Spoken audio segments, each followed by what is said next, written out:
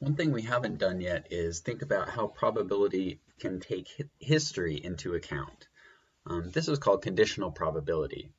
Conditional probability is the name for when a probability depends on what already happened.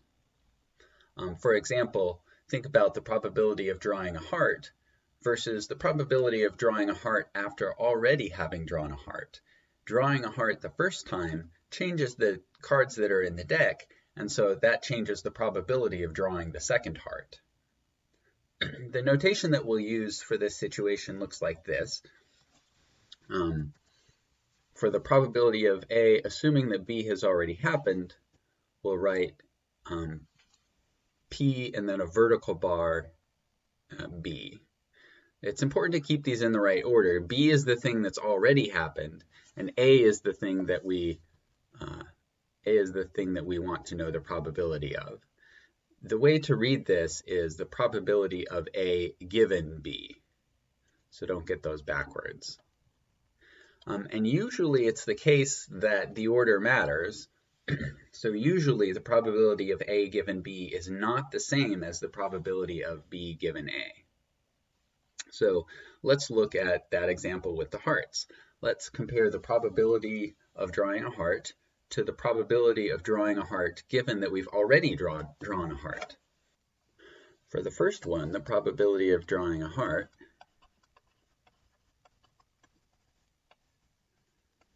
this is going to be the number of hearts in the deck divided by the total number of cards in the deck. And there are 13 hearts and 52 cards altogether, and that's 1/4, so 25% probability. So now let's look at the probability of drawing a heart given that we've already drawn a heart from the deck.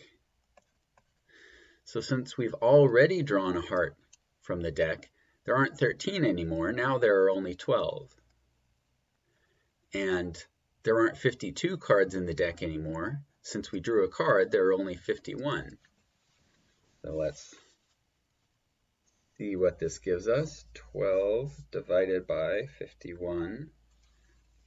That's about 0.235. So 23.5%.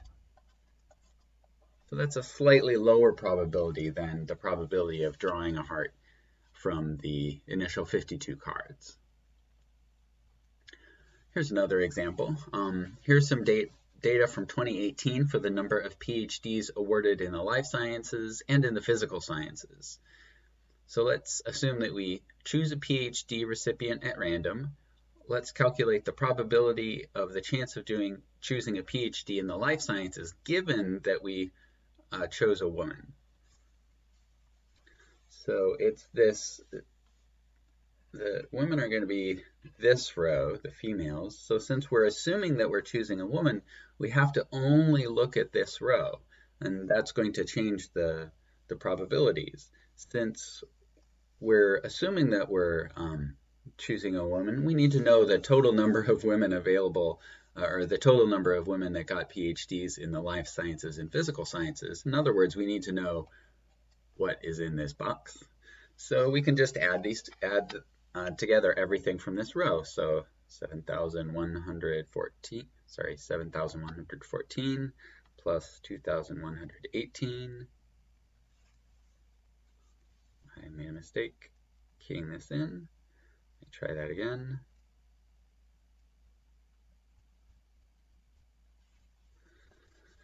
So that's 9,232. Now to get the probability that we get someone in the life sciences, given that we are choosing from among the women, this is the number of PhDs from the life sciences, which is 7,114 PhDs in the life sciences among women, divided by the total number of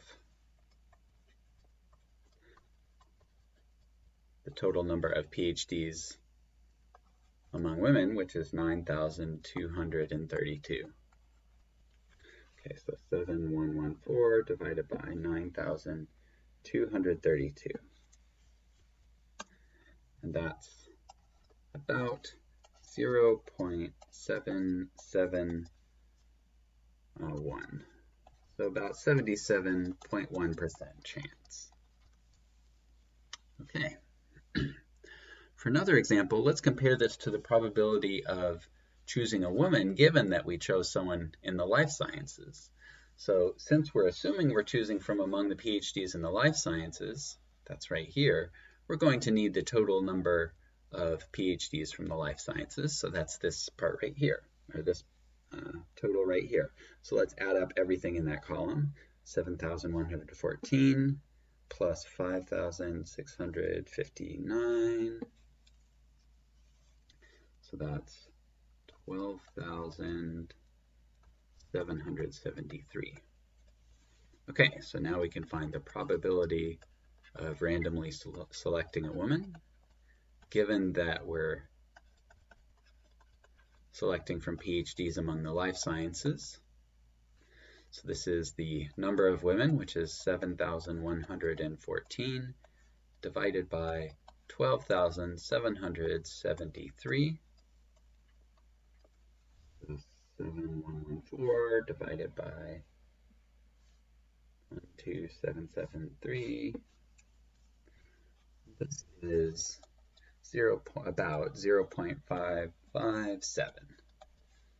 So 55.7% probability.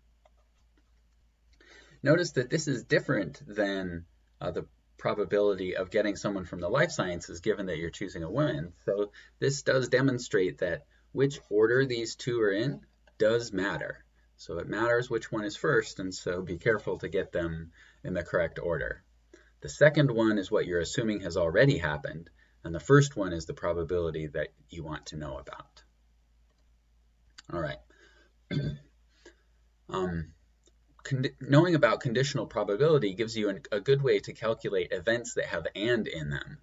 So up until now, we've only looked at events that have and in them when they were independent. When two events are independent, the probability of A and B is just the product of their individual probabilities. But what if they aren't independent? Well, if they aren't independent, it turns out that the probability of A and B is the probability of A times the probability of B given A. Or actually, this is symmetric. You can interchange the roles of A and B. It's the probability of A and B is also the probability of B times the probability of A given B. There's actually a nice way to see that this formula has to be true using Venn diagrams. So if here's the part of the Venn diagram for the event A, and here's the part of the Venn diagram for B, the part of the diagram for A and B is the place where they overlap here in the middle. Okay, so using this diagram, let's figure out the probability of A and B.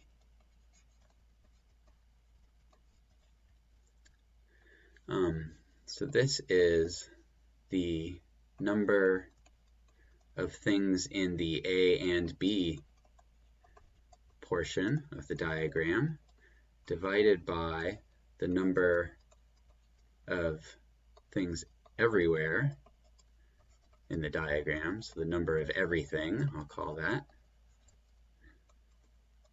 Okay, but another way to write this, you can play a funny game with the algebra. This is the number of things in the A and B portion of the diagram divided by the number of things in the B portion of the diagram. Let's do the A portion of the diagram times the number of things in the A portion of the diagram divided by the number of everything. You can see this is equal to the previous step because you can simplify this by canceling these number of things in the A and you get back to the previous thing. Okay, but the number of things in A and B divided by the number of things in A, that's exactly the probability of B given A. And the probability, the number of things in A divided by the number of everything, that's the probability of B. I'm sorry, the probability of A. And so we get this formula for the probability of A and B that involves the conditional probability. Of course, if you switch the roles of A and B, then you get this other form of the formula for the probability of A and B. Conditional probability also lets us really define what it means for two events to be independent. So the definition of two events being independent is that two events A and B being independent is that the probability of A is equal to the probability of A given B, and similarly that the probability of B is equal to the probability of B given A. So this is a more technical way of saying that the probability of A is the same whether B has happened or not.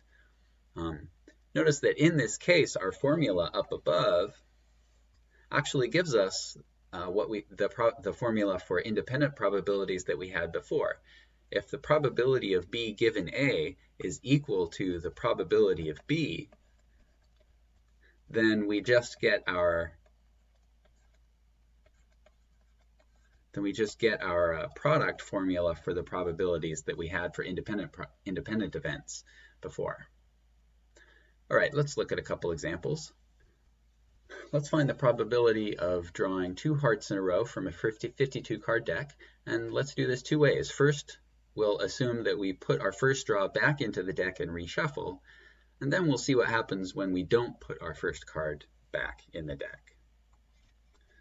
All right, so first, let's find the probability assuming that we put the first draw back. So we want the probability that the first draw is a heart and the second draw is a heart. So this is the probability, according to our formula for conditional probability, this is the probability that the first draw is a heart times the probability that the second draw is a heart, given that the first draw was a heart.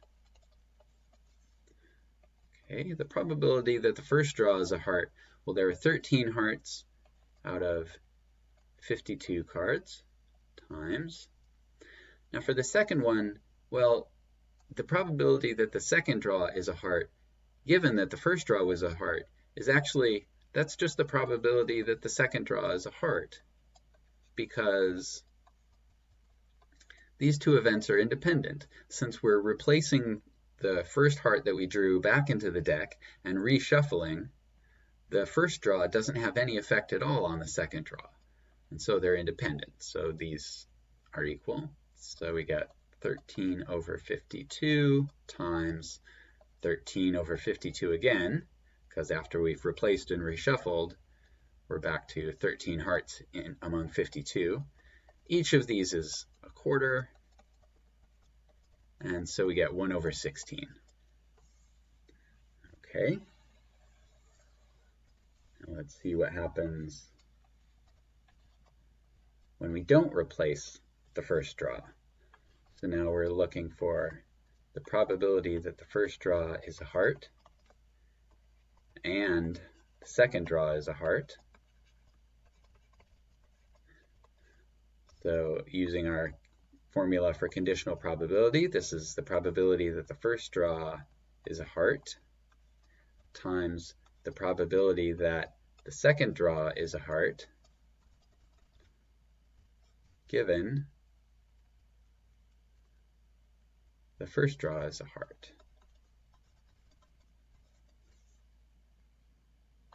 The probability that the first draw is a heart, we know that one already. As usual, that's 1 over 4. Now the probability that the second card is a heart, given that the first draw is a heart, well, after the first draw, remember we're assuming the first draw has already produced a heart, and we need to figure out the probability of the second card being a heart. So there are 12 hearts left out of 51 cards left in the deck. This is the probability from a previous example. So we can calculate this. So this is 1/4 times 12 over 51. This is 0.059 approximately. So this is 5.9%. Just for comparison, from part A, this 1/16, this is about 6.25%. So it's actually harder to draw 2 hearts if you don't replace your first draw and reshuffle. For a second example, let's think about drawing 2 hearts from a 52 card deck, and let's find the probability that you draw a pair, that is 2 cards of the same rank. So this is the probability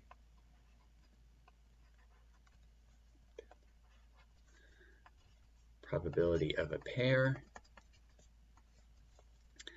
So it's a little hard to know how to break down what exactly drawing a pair looks like because there are so many possibilities. You might think, well, we could find the probability of drawing an ace and then another ace, and then add to that the probability of drawing a 2 and then another 2, and then so on all the way up to kings. But that would work, but it would be an awful lot of writing because there are 13 ranks. It's a little easier to think about it this way. Drawing a pair is the probability of drawing something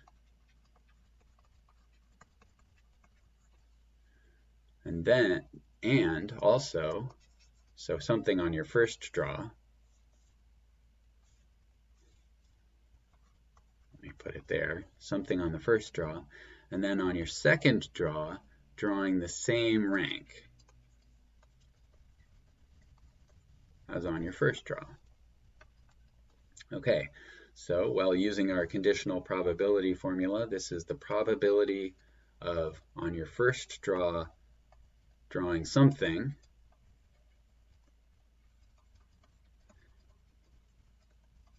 times the probability of on your second draw drawing the same rank, given that on your first draw you drew something.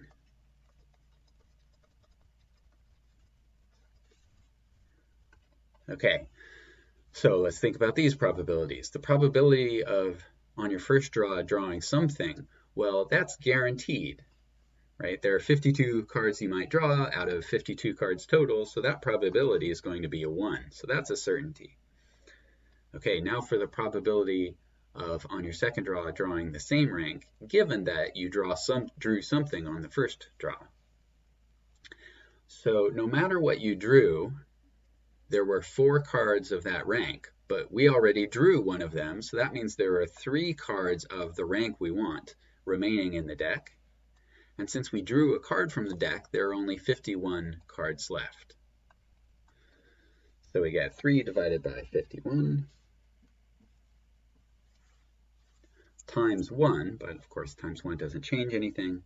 I get about 0.059. That's 5.9% chance of drawing a pair. For our final example, let's figure out what is the probability of drawing a spade and then a 4.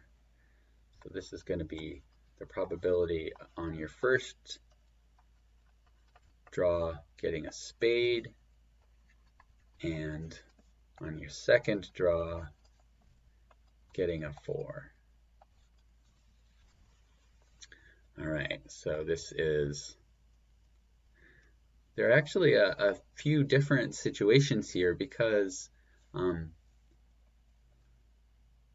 the probability of, if you think about drawing a spade and then hoping for a 4, what spade you drew might matter, because if you draw a spade that isn't a 4, then for your second draw, there are 4 4s in the deck, remaining in the deck. But if you draw, on your first draw, if you draw the 4 of spades, then for your remaining draw, there are only 3 spades in the deck. So we're actually going to have to break this down into 2 different situations.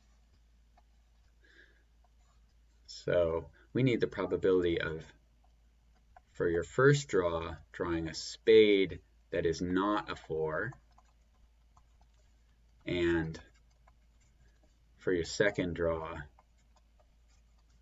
drawing a 4, or the other situation is for your first draw, drawing the 4 of spades, and then for your second draw, drawing a 4. Okay, and we should put some parentheses here to indicate how all the ands and ors are going together. Okay, so since this event is actually built with an or, we need to use our or formula first. And the formula for or says it's the probability of the first one.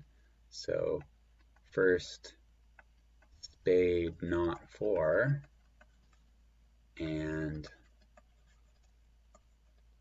second draw drawing a 4, plus the probability of the second one, the probability on the first draw of drawing the 4 of spades, and on the second draw drawing a 4, minus, well, remember the last part here is the probability of the first and the second, but we can't, for the first draw, we can't draw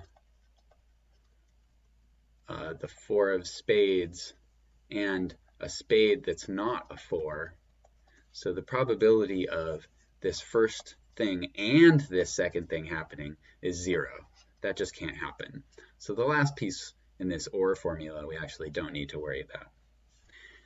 Okay, now we've decomposed the events in our probabilities into these simpler pieces.